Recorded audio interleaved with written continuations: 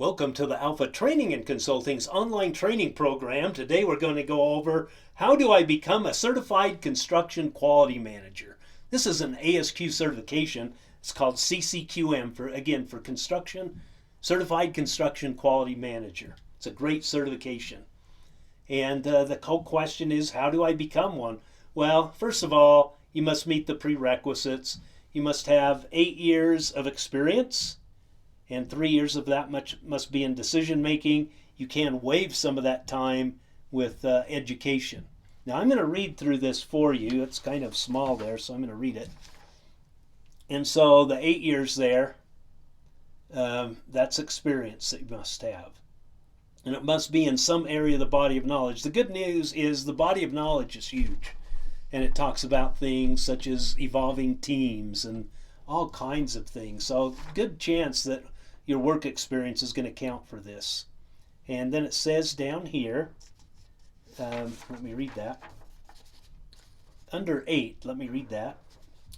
Year of on-the-job experience in one or more areas of the Construction Quality Manager Certification body of knowledge. 3 years. On the job experience must be in a decision-making position. Well, no matter what position you have, you're going to make decisions. So keep that in mind. A lot of people worry about this. They think they have to be a manager for 3 years. That's not the case at all. Let me try to clarify it by reading these. Candidates must have worked in full-time paid role. There you go. And then I'll read this sentence. Up to 1 year of experience can be claimed for an internship or apprenticeship, but just 1 year. A decision-making position, which it talks about in here, is defined as the authority to define, execute, or control projects or processes. Well, that's pretty much anything you do. You're going to have authority to control a process, or else what are you getting paid for? And to be responsible for the outcome. Well, if you go to McDonald's and work at the drive-thru, you're making decisions on the process that can impact quality, and you're responsible for the outcome. So most of your work experience is going to meet this requirement. So don't worry too much. I get a lot of emails, hey, I don't know if I can do it because of this. Now, chances are you'll be just fine. This may or may not include management or supervisory positions, so it doesn't need to be that. So please keep that in mind. A lot of people get confused on that one. Now, let's talk about the waivers on education. If you get a diploma from a technical or trade school, you get 1 year waived. So now you only need 7 years if you have a technical or trade school diploma. If you have an associate's degree, you can waive 2 years. So now you only need 6 years of experience. If you get a bachelor's degree, you can waive 4. So that becomes 4 years. If you get a master's or doctorate's degree, you can waive 5 years, which means you only have 3 years of experience left. So hopefully that makes sense to you. And once you meet the requirements, you can prepare to take the exam. And I have another lecture on YouTube that will tell you how to register for the exam. So you can listen to that video if you'd like. But prepare to take the exam. And hopefully there's many classes out there, I suspect, but I'm prejudiced for my class. I think it's one of the best ones. If you want to learn more about my class, go to www.asqccqm.com. That's a website dedicated to the CCQM certification. I don't talk about anything on that website except that certification. So you can go and visit that. You can watch my video, sign up for the ASQ CCQ exam. Watch my video entitled How to Sign Up for an ASQ Certification Exam, as I mentioned earlier. This is a path to it right there. You can type that into your browser and it'll take you there.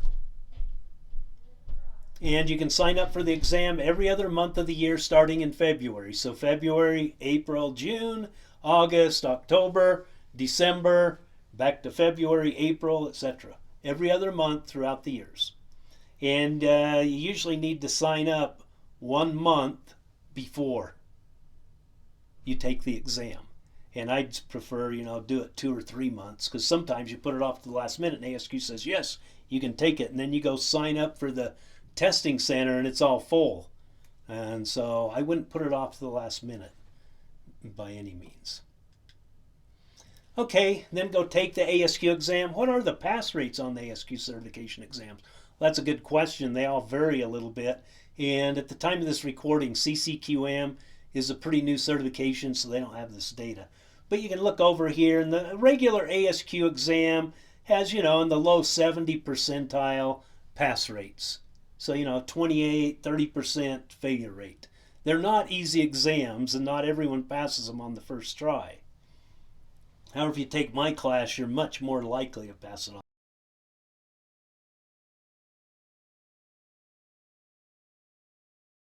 QI, CQT. Oh, CQT's up here. But CQI, another one is CRE is going to, it's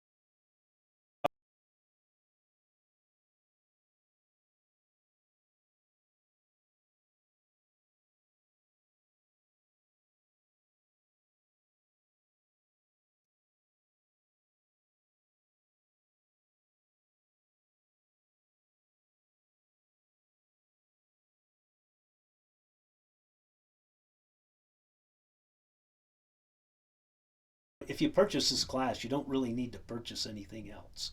You listen to this video, it's not very long. Why choose Alpha for your ASQ CCQ exam preparation needs right there. Then you can scroll down, you can see every lecture that's included in this class with all the exams. I have a lot of practice exams at the very end to make sure you're ready. And if you go through there and you really like it, I think you will, go ahead and click on this. You can purchase the class. As soon as you purchase it, you can start the class immediately. It will automatically register you. And then it'll send me an email, and I will send you your hard copy materials that you'll need to take into the testing center with you. So again, it would be a real honor to have you as one of our students. If you have any questions, please contact me at john.lee@alphatc, TC for training and consulting.com. Thank you, and have a great day. Goodbye.